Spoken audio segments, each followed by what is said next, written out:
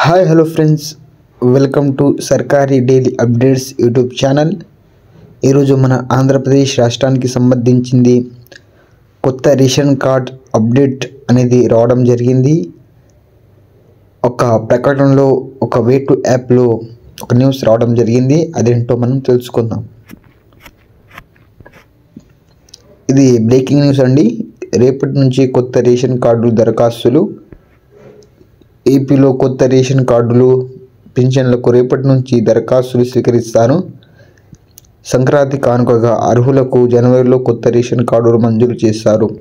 ఇందుకు సంబంధించింది ఇప్పటికే ప్రభుత్వం మార్గదర్శకాలు కూడా జారీ చేసింది.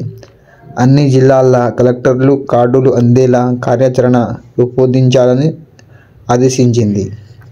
కొత్త కార్డులపై పాలకుల పేరు లేకుండా రాజముద్రతో జారీ చేస్తుంది. దాదాపు 1.58 lakhs కార్డు జారీ ఇవ్వనుంది.